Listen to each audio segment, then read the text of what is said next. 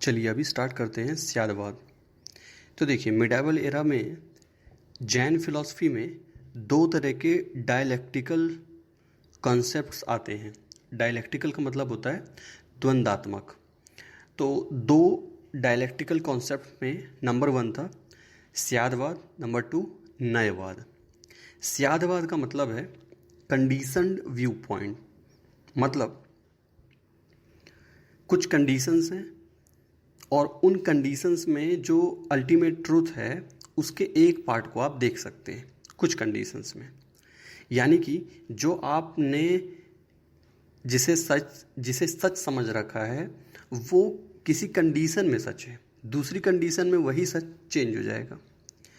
और दूसरा कॉन्सेप्ट है न्यायवाद। तो ये पार्शियल व्यू पॉइंट पे बात करता है, मतलब कि आप जो अल्टीमेट ट्रूथ है उसका जो पार्ट समझ पा रहे हो वो पार्शियल है केवल। तो चलिए स्याद जो वर्ड है अगर इसके लिटरल मीनिंग की बात करें तो इसका मतलब होता है प्रोबेबल, परहैप्स, मे बी। तो इस हिसाब से जब मैं कहूँ स्यादवाद तब इसे कहना होगा थ्योरी ऑफ प्रोबेबिलिटी, या फिर ऐसा कह सकते हैं डॉक्ट्रिन ऑफ मे बी। लेकिन ऐसा है नहीं, क्योंकि स्याद जो वर्ड है, स्यादवाद को हम इसके लिटरल सेंस में नहीं समझ सकते। इसका एक्चुअल मीनिंग है थ्योरी ऑफ रिलेटिविटी। मतलब स्याद को आप ये ना समझें कि स्याद का मतलब है शायद, नहीं, शायद इसका मतलब नहीं है। इसका मतलब है स्याद का मतलब हो गया कि हम जो कह रहे हैं इसकी कुछ कंडीशन है, रिलेटिविटी पे बात कर रहे हैं। अब किसी भी एस्पेक्ट की इनफाइनाइट रियलिटीज़ हो सकती हैं, उसके इनफाइनाइट ट्रूथ हो सकते हैं, और ये जितने भी इसके ट्रूथ होंगे सारे पार्शियल ट्रूथ होंगे, सभी कंडीशनड होंगे और सभी लिमिटेड होंगे। तो स्यादवाद कहता है कि जो एब्सोल्यूट प्रेडिकेशन है, प्रेडिकेशन मतलब स्टेटमेंट, तो स्यादवाद कह रहा है कि जो एब्सोल्यूट प्रेडिकेशन है, एब्सोल्यूट स्टेटमेंट है किसी भी ट्रुथ के बारे में, ये उसे अलाउ नहीं करता, डिसअलाउ करता है। ये कैसे आप समझ सकते हैं? वही जो मैंने आपको स्टोरी बताई थी 6 ब्लाइंड मैन वाली। वहाँ पास अगर कोई भी एक ब्लाइंड पर्सन कहे कि यही एब्सोल्यूट प्रेडिकेशन है, यानी यही एब्सोल्यूट स्टेटमेंट है कि भाई हाथी की मैंने सूंड पकड़ रखी है, इसका मतलब हाथी तो स्नेक जैसा ही है, ऐसा नहीं है। तो स्यादवाद डिसअलाउ कर रहा है किसे? एब्सोल्यूट प्रेडिकेशन को। अब इससे होगा क्या? इससे होगा ये कि जितने भी फिलोसॉफिकल डिस्प्यूट्स हैं वो सब सॉल्व हो जाएंगे, क्योंकि उसमें प्रॉब्लम क्या आ रही है कि सबने ही अपने पार्शियल ट्रूथ को होल ट्रूथ समझ रखा है। उन्हें ये लगता है कि यही एकमात्र सत्य है। तो इस तरह से हम ये देख सकते हैं कि जो जैन फिलॉसफी है ये लिबरल है, ये ब्रॉड माइंडेड है और टॉलरेंट है, क्योंकि ये हर फिलॉसफिकल ब्रांचेस को एक्सेप्ट कर रही है उसके स्पेस, टाइम और फॉर्म की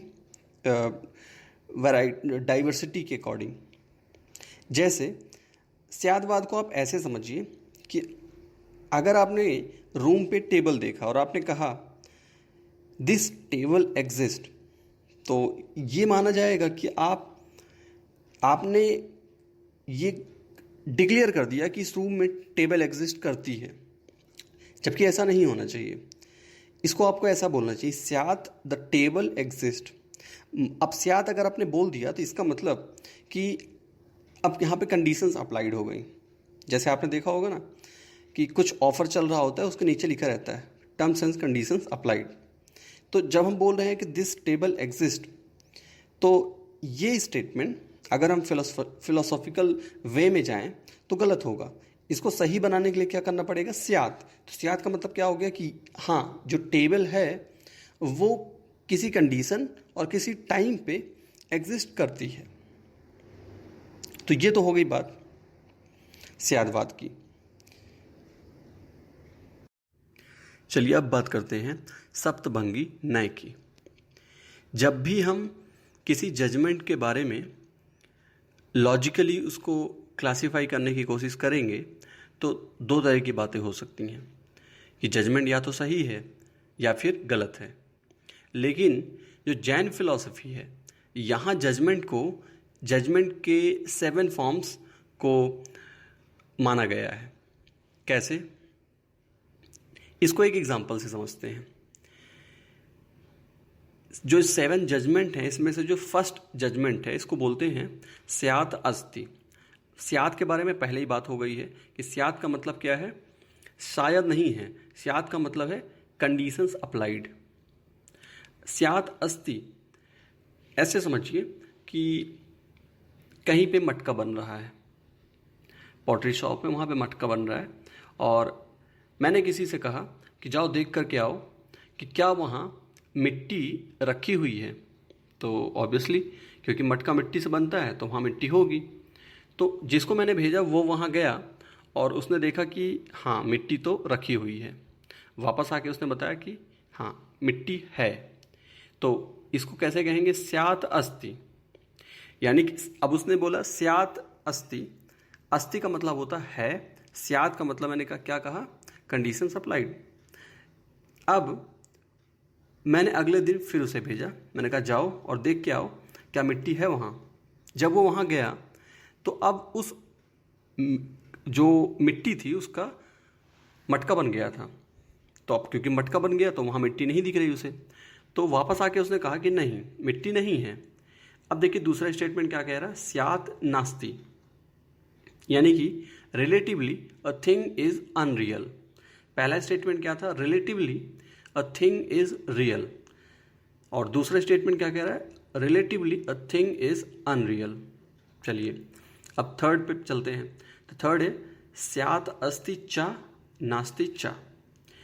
अब ऐसे समझिए कि मान लीजिए मैंने उसे पर्सन को तीसरे दिन भेजा, जाओ और देख करके आओ मिट्टी है या नहीं है। तो वो गया और वो वहाँ पे थोड़ी देर रुका तो उसने देखा कि जो मिट्टी वहाँ रखी हुई है उसी से बाद में मटका बन जाता है। तो इतना उसने देखा, वापस आके उसने बताया कि भाई मटका भी है और मिट्टी भी है। तो इसे कैसे कहेंगे, स्यात् अस्ति च नास्ति च। अब इसके बाद फोर्थ स्टेटमेंट है स्यात् अव्यक्तम। अब मैंने फिर से उसे भेजा, जाओ जाकर देख कर के आओ, बताओ क्या बात है। इस बार जब वो गया तब जो मटका है, मटके को पहले मिट्टी से बनता है, उसको शेप में लाते हैं, उसके बाद उसे गर्म किया जाता है, काफ़ी हीट करते हैं। जब हीट करते हैं तब जाकर के वो रेड हो जाता है। तो जब वो पहुंचा तब वो मटका, वो जो पॉट था वो हीट हो रहा था। अब जब वो हीट हो रहा था तो जो उसका कलर दिखाई दे रहा था वैसा कलर उसने पहले कभी नहीं देखा था और वो कलर बार बार चेंज हो रहा था। तब वापस आके उसने कहा कि इस बार ना तो मिट्टी है ना तो मटका है, लेकिन जो भी है उसको डिस्क्राइब नहीं किया जा सकता। तो इसको कैसे कहेंगे, स्यात् अव्यक्तम। Relatively a thing is indescribable. चलिए अब ये जो 4 स्टेटमेंट हैं इन्हीं को मिक्स करके 3 स्टेटमेंट और बनाए जा सकते हैं। जैसे relatively a thing is real and is indescribable. मतलब हो सकता है, इसको याद रखने के लिए बस मैं ये एग्जांपल दे रहा हूँ कि स्यात् अस्ति च अव्यक्तम च। इसका मतलब कि हो सकता है मैंने जिसे भेजा है जब वो पहुंचा हो तब मिट्टी रही हो और उसके बाद मिट्टी से जब मटका बन रहा था, जब उसका कलर चेंज हो रहा था तब वो प्रेजेंट रहा हो। तो उसने कहा कि मिट्टी तो है और उसके बाद कुछ टाइम बाद मिट्टी जिस फॉर्म में आ जाती है उसे डिस्क्राइब नहीं किया जा सकता। या फिर ऐसा भी हो सकता है, जैसे 6 स्टेटमेंट को अगर समझने की कोशिश करें, स्यात् नास्ति च अव्यक्तम। मतलब relatively a thing is unreal and is indescribable. यानी इस बार हो सकता है कि जब मैंने बोला जाओ देख कर के आओ कि मिट्टी है या नहीं, जब वो पहुंचा तब तक मिट्टी मटका बन गई थी। तो अनरियल किसके लिए हम कह रहे हैं, मटका के लिए। और इनडिस्क्राइबेबल यानी कि जब वो पहुंचा तब कलर चेंज हो रहा था, यानी तब उसको हीट किया जा रहा था। तो उसने देखा कि दोनों बातें हैं, यानी कि मिट्टी को डिस्क्राइब नहीं किया जा सकता और दूसरा मिट्टी नहीं है क्योंकि वो तो मटका बन गई है। फिर इसी तरह से स्यात् अस्ति च, सेवंथ स्टेटमेंट है, स्यात् अस्ति च नास्ति च अव्यक्तम, मतलब relatively a thing is real, unreal and indescribable. इस बार हो सकता है उसने पूरा स्टोरी देखा हो, यानी कि पहले उसने मिट्टी देखी, फिर मिट्टी से मटका बनता हुआ देखा, फिर मटका कैसे बन रहा है उसने सब कुछ देखा। तो उसने कहा कि भाई मिट्टी भी है, मटका भी है और इसको डिस्क्राइब भी नहीं किया जा सकता। तो इस तरह से ये जो मैंने आपको स्टोरी बताई मटका और मिट्टी वाली, ये एग्ज़ाम में नहीं लिखना है, ये इस कॉन्सेप्ट को समझने के लिए मैंने केवल बताया। तो सप्तभंगी नय का मतलब ये हुआ कि जो जजमेंट है उसको 7 तरीके से हम बता सकते हैं। अब बात करते हैं जस्टिफिकेशन की। स्याद्वाद को जस्टिफाई कैसे कर सकते हैं? तो to make our ideas and concepts errorless and authentic. तो ये बात सही है, हम इसको डेली लाइफ में देख सकते हैं कि कई बार हमें अपनी बात को एररलेस बताने के लिए और उसे ऑथेंटिक बताने के लिए उसको कई तरीके से बोलना पड़ जाता है। दूसरी बात, अगर स्याद्वाद के कॉन्सेप्ट से हम सोसाइटी में जो डिस्प्यूट्स चलते हैं तो इन डिस्प्यूट्स को सॉल्व किया जा सकता है। इस तरह से सोशल रिलीजियस टॉलरेंस को ये प्रमोट करता है। फिर स्याद्वाद जो बुद्धिस्ट फिलॉसफी है, मोमेंट्रीनेस यानी कि change is the only constant, ये उसको भी डिनाई नहीं करते हैं। और शंकराचार्य की जो थ्योरी ऑफ एटर्निटी है यानी कि ब्रह्म ही सत्य है, ये उसको भी डिनाई नहीं करते हैं। तो हम ये कह सकते हैं कि जो स्याद्वाद है ये एक मिडल पाथ प्रोवाइड करता है, ये एक ब्रिज का काम करता है बुद्धिस्ट फिलॉसफी और अद्वैत फिलॉसफी के बीच में। इसके अलावा स्याद्वाद को अगर हम लेकर के चलते हैं तो बहुत सारे डिस्प्यूट्स और प्रॉब्लम सॉल्व हो जाते हैं। और इस तरह से हम कह सकते हैं कि स्याद्वाद जो है ये एक लिबरल पाथ है, लेकिन कुछ ऐसे भी पॉइंट्स हैं जिस पे इसको क्रिटिसाइज़ किया गया है। तो हम 3 पॉइंट पे बात करेंगे। सबसे पहली बात तो स्याद्वाद जो ये वर्ड है, इस वर्ड का जो लिटरल मीनिंग है उसकी वजह से ही लोगों ने इसको क्रिटिसाइज़ किया। लोगों ने कहा कि स्याद का मतलब तो शायद होता है, तो अगर शायद होता है तो फिर तो ये कॉन्ट्राडिक्टरी हो गया, क्योंकि ये तो किसी कंक्लूज़न, फाइनल कंक्लूज़न की आप बात ही नहीं कर रहे हो फिर। लेकिन जो जैन फिलोसफर्स थे उन्होंने कहा कि नहीं, ऐसा नहीं है, जो स्याद वर्ड है आप उसको लिटरली मत यूज़ करो, लिटरली उसको मत समझो, उसके लिटरल मीनिंग से मत समझो। आप स्याद का जो मतलब है उसका मतलब है कंडीशनड अप्रोच। तो एक बात तो ये हुआ जिस पे इसको क्रिटिसाइज़ किया जाता है। दूसरी बात, शंकराचार्य ने, आचार्य श्री शंकर ने कहा कि भाई आप कह रहे हो कि जितने भी ट्रुथ हैं वो पार्शियल हैं, तो इस तरह से आपका जो स्याद्वाद है ये भी तो एक पार्शियल ट्रुथ हो गया। तो इस बात में तो दम है कि जब स्याद्वाद ये कह रहा है कि जितने भी ट्रुथ हैं वो पार्शियल ट्रुथ हैं, तो इस तरह से स्याद्वाद खुद एक पार्शियल ट्रुथ हो जाएगा। तीसरी बात जो जिस पे इसको क्रिटिसाइज़ किया गया वो ये कि जो सप्तभंगी नय में जो 7 फॉर्म ऑफ जजमेंट्स बताए गए उसमें से ये कहा गया कि केवल जो फर्स्ट 4 हैं वो एक्चुअल हैं, बाकी के जो 3 हैं वो ऊपर वाले ही स्टेटमेंट्स को मिक्स करके बनाए गए हैं। और ये कहा गया कि ऊपर के जो 4 स्टेटमेंट्स हैं वो तो बुद्धिस्ट फिलॉसफी में भी हैं। तो इस तरह से क्रिटिसिज्म में, जैन फिलॉसफी के क्रिटिसिज्म में ये सारे पॉइंट्स बताए गए। अब बात करते हैं बॉन्डेज एंड लिबरेशन की। तो जैन फिलॉसफी में ये माना जाता है कि जो कर्म हैं वो सोल को बॉडी के साथ कनेक्ट करते हैं, यानी कि जो हमारे कर्म हैं वही आत्मा को शरीर के साथ जोड़ते हैं। अब ये जुड़ते कैसे हैं? तो इसका एक जो सबसे इम्पॉर्टेंट रीज़न है वो है इग्नोरेंस ऑफ ट्रुथ। और इसके साथ हमारे नेचर में 4 पैशंस जब आ जाते हैं, ये पैशंस कौन कौन से हैं? Anger, greed, pride and delusion. इनको सबको मिला करके कहा गया कसाय। और ये जो कसाय हैं जब हमारे नेचर में आ जाएंगे तब हम कर्मों में उलझते चले जाते हैं। तो जो जैन आचार्य हैं उन्होंने जो जीव की जर्नी होती है उसको 5 स्टेज में क्लासीफाई किया है। तो 5 स्टेज में जो फर्स्ट स्टेज है उसे कहा गया आश्रवः या आश्रव। इसका क्या मतलब है? इसका मतलब है कि जो कार्मिक पार्टिकल्स हैं ऊपर जो मैंने कसाय बताए हैं उनकी वजह से सोल की तरफ अट्रैक्ट होते हैं, या ये कहना चाहिए कर्मों का जीव की ओर बहना। ये पहला स्टेज। दूसरा है बंधना, मतलब कि अब जो कर्म, अब क्योंकि हमने कुछ कर्म किया है तो उसका फिर रिजल्ट मिलेगा, और इस तरह से जो कर्म है वो जीव को जकड़ लेता है। The state when these particles actually infiltrate into the soul and bind it is called बंध। अब इसको एक बहुत अच्छे एग्जाम्पल से समझ सकते हैं। ये जो बंधन होता है ये बिल्कुल वैसा ही होता है, इतना अच्छी तरीके से इसका इनफिल्ट्रेशन हो जाता है कि जैसे दूध में पानी मिला दिया गया हो, या फिर जैसे कोई रेड हॉट आयरन बॉल हो और उसमें आग हो। तो आप आग और रेड हॉट आयरन बॉल को अलग अलग नहीं देख सकते हो, दोनों साथ में होते हैं। अब इसके बाद बात करते हैं कि अब तो फंस गए, तो अब इससे निकले कैसे?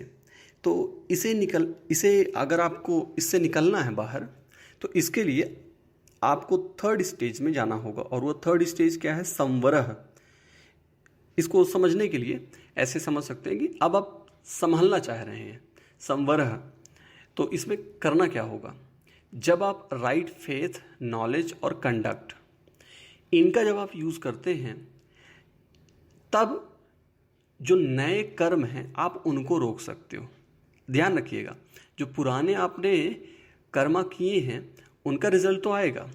अब ये जो किया जा रहा है right faith, knowledge and conduct, ये किसके लिए किया जा रहा है? कि नए कर्म अट्रैक्ट ना हो। तो इस स्टेज को क्या कहेंगे? संवर। यानी कि ये वो टाइम है जब आप मोक्ष की तरफ चल देते हैं। अब इसके बाद नंबर 4th स्टेज है कि भाई जो पहले हमने कर्मा किए हैं उनको बाहर भी तो निकालना होगा ना, उनका क्योंकि रिजल्ट आने वाला है। तो the already existing karma must be exhausted. This state is called nirjara. यानी कि जो पहले के कर्म फल हैं उनकी सफाई करनी है। और ऐसा कैसे होगा? इसके लिए करनी होगी साधना, तब करना होगा। अब इसके बाद जब ये चलता रहेगा, यानी कि 3rd स्टेज और 4th स्टेज ये साथ साथ जब चलेगी तब जा करके लास्ट स्टेज आएगी, और वो क्या होगी? मोक्ष। When the last particle of karma has been exhausted, the partnership between the soul and matter is dissolved, and the soul shines in its intrinsic nature of infinite faith, knowledge, bliss and power. The state is called moksha और liberation. तो ये जो state आएगी तब जो जीव, जो soul है, अब वो कहाँ चला जाएगा? अब वो चला जाएगा सिद्धों के पास, इस संसार से दूर। तो अगर आपसे कहा जाए कि बॉन्डेज क्या है, कहा जाए कि बंधन क्या है, तो हम कह सकते हैं कि union of soul and matter, soul and body का जो यूनियन है उसी को क्या कहते हैं? बंधन। तो ये जो 5 स्टेट की बात की, ये कह सकते हैं कि ये 5 मेन फंडामेंटल टीचिंग जैनिज्म की हैं। अब अगर इन 5 जो फंडामेंटल टीचिंग है इनके साथ साथ जीव और अजीव को जोड़ दिया जाए तो हम कह सकते हैं कि जैनिज्म के 7 प्रिंसिपल्स बन जाएंगे। या आप इसको सिंप्लीफाई करें तो अभी जो 5 स्टेज की बात हुई है उनको समझना चाहिए, ये 5 एलिमेंट्स हैं। अगर इसमें जीव और अजीव को भी जोड़ दें तो 7 एलिमेंट्स बन जाएंगे, और अगर इसमें पुण्य और पाप को जोड़ दिया जाए तब जा करके कितने हो जाएंगे? 9 एलिमेंट्स हो जाएंगे। तो लास्ट में passions attract the flow of karmic matter into the souls and passions are due to ignorance. So ignorance is the real cause of bondage. तो मतलब अगर लास्ट में कंक्लूड करके पूछा जाए कि बताइए जो बॉन्डेज है, जो बंधन है, उसका मेन रीज़न क्या है, तो कहेंगे अज्ञान है। अब ये जो बात है, ये बात जो सांख्य फिलॉसफी है उसमें भी बताई गई है, बुद्धिस्ट फिलॉसफी में भी और वेदांतिस्ट फिलॉसफी में। यानी कि ये सबने माना है कि जो हमारा अज्ञान है, जो इग्नोरेंस है, वो मेन रीज़न है किसका, बॉन्डेज का। त्रिरत्न, कोई भी सोल जो फ्री होना चाहता है, जो लाइफ और डेथ के साइकिल को क्रॉस करना चाहता है, उसे कुछ ना कुछ एफर्ट लगाने पड़ेंगे। और ये जो एफर्ट हैं इनको बोलते हैं त्रिरत्नास। तो इसमें सबसे पहला है राइट फेथ, यानी कि सम्यक दर्शन। इसका मतलब है, यहाँ दर्शन का मतलब देखने वाले कुछ दिखने या दिखाने से नहीं है। यहाँ दर्शन का मतलब है विश्वास से। यानी कि जो सीकर है, ट्रुथ सीकर है, उसे तीर्थंकराज जो हैं उन पे पूरा विश्वास होना चाहिए, उन पे पूरी श्रद्धा होनी चाहिए। It is the attitude of respect towards truth. Right faith is sincere believe in the essential principle of Jainism. यानी कि जो जैन दर्शन में, जैन फिलॉसफी में जो बातें बताई गई हैं उस पर पूरी श्रद्धा रखनी चाहिए, पहली बात हो गई। नंबर 2, राइट नॉलेज, यानी कि सम्यक ज्ञान। अब सम्यक ज्ञान का मतलब है ऐसा ज्ञान जो कैसा हो, जिसमें कोई डाउट नहीं हो, कोई एरर नहीं हो और कुछ भी अनसर्टेन नहीं हो। और जब राइट नॉलेज होगा तब ये पता चलेगा कि सोल और नॉन सोल में डिफरेंस क्या है, यानी कि सत्य और असत्य में अंतर क्या है। अब for the attainment of perfect knowledge the removal of karmas that hinder in the way of attaining knowledge should be removed. The right knowledge is produced by faith in the teachings of omniscient Tirthankaras, hence faith is necessary. यानी कि आपको पहले तो श्रद्धा रखनी होगी किस पे, तीर्थंकर पे, और उसके बाद जो उनका बताया हुआ ज्ञान है वो उनसे प्राप्त करना होगा। अब आपको थ्योरी का पता चल गया, अब इसको एक्शन में लाना पड़ेगा। तो थर्ड है राइट कंडक्ट, सम्यक चरित्र। Right conduct is what helps the soul to get rid of karmas that lead him to liberation, for the stoppage of the influx of new karmas and for the wearing out of the karmas that have already entered the soul. The aspirant must practise extreme carefulness in walking, speaking etcetera. यानी कि जब आपको श्रद्धा भी हो गई तीर्थंकरों के प्रति और उन्होंने जैसा बताया उस ज्ञान को भी आपने अपना लिया, तो अब उसमें चलने की बारी है। And it is right conduct which perfect knowledge, since theory without practice is empty and practice without theory is blind. तो कुल मिला के ये कहा जा सकता है कि लिबरेशन के पाथ में इन तीनों की ज़रूरत पड़ेगी। ये तीनों ही चीज़ें साथ साथ चलेंगी। Right faith, right knowledge and right conduct are the three jewels, three ratnas of Jainism. अब बात करते हैं 5 महाव्रतास की। ये 5 महाव्रतास जो हैं इनमें से जो सबसे पहला है वो है नॉन वायलेंस, यानी कि अहिंसा। अहिंसा का मतलब ये हुआ, इसमें ये मान लिया गया कि जितने भी लिविंग बीइंग्स हैं, चाहे उनका साइज़ कुछ भी हो, शेप कैसा भी हो, या उनका स्पिरिचुअल डेवलपमेंट चाहे भले ही इक्वल नहीं हो, अलग अलग हो, लेकिन फिर भी उन सबको इक्वल मान के चलना है। और जब ऐसा मान के चलेंगे तब हम उन्हें किल नहीं कर सकते। यहाँ पे किल, नॉन वायलेंस का मतलब केवल ये नहीं है कि उनको फिजिकली हार्म नहीं पहुँचाना है, बल्कि आपको अपने वर्ड्स और एक्शन और जो मेंटल थॉट्स हैं उन पे भी कंट्रोल रखना है, यानी कि मन से भी नहीं सोचना है किसी के बारे में बुरा। अब एक्सट्रीम लेवल पे नॉन वायलेंस को एग्जीक्यूट करना लगभग इम्पॉसिबल है। इसलिए जो जैन आचार्य हैं उनका ये कहना था कि हमें कम से कम कोशिश करनी चाहिए कि जीव हिंसा हो पाए। अब बात करते हैं दूसरे पॉइंट की। दूसरा है ट्रुथ, सत्य। तो ये माना गया कि अगर आप एंगर, ग्रीड, फियर और जोक्स इन सब से ऊपर उठ चुके हैं तो ही आप सत्य का पूरी तरह से पालन कर पाएंगे। अगर ऐसा कभी हो कि सच कड़वा हो और उसके बोलने से सामने वाले को कुछ नुकसान हो सकता हो, तो उस समय पे आपको साइलेंट रहना चाहिए। तो ये बात तो हो गई सत्य के लिए। इसके बाद तीसरा है नॉन स्टीलिंग, यानी कि आस्तेय। आस्तेय का मतलब है विदाउट परमिशन चोरी नहीं करना। ये तो इसका लिटरल मीनिंग हो ही गया, लेकिन इसके अलावा किसी की परमिशन के बिना हमें उसकी कोई भी चीज़ आप नहीं रख सकते हैं। बिना परमिशन के आप किसी के घर में नहीं जा सकते हैं। और अगर आप मॉन्क्स हैं, अगर आप मॉन्क हैं, साधु हैं, तो बिना गुरु की परमिशन के जो आपको भिक्षा में मिला है आप उसे ग्रहण भी नहीं कर सकते। तो इस तरह से ये मतलब हो गया आस्तेय का, यानी चोरी नहीं करना, नॉट टू स्टील। इसके बाद नेक्स्ट है अपरिग्रह। अपरिग्रह का मतलब होता है कुछ भी कलेक्ट नहीं करना, यानी कि किसी से भी अटैचमेंट नहीं रखना, चाहे वो ऑब्जेक्ट हो और चाहे वो पर्सन हो। यानी कि आपने मन, वचन और कर्म, आप ऐसा कुछ नहीं बोलेंगे, आप मन में ऐसा कुछ नहीं सोचेंगे और आप ऐसा कुछ एक्शन में नहीं लाएंगे जिससे आपका अटैचमेंट किसी पर्सन या किसी ऑब्जेक्ट के साथ होता हो। ये कंप्लीट मीनिंग हुआ अपरिग्रह का। और इसके बाद लास्ट है चैस्टिटी या कैलिबेसी या ब्रह्मचर्य।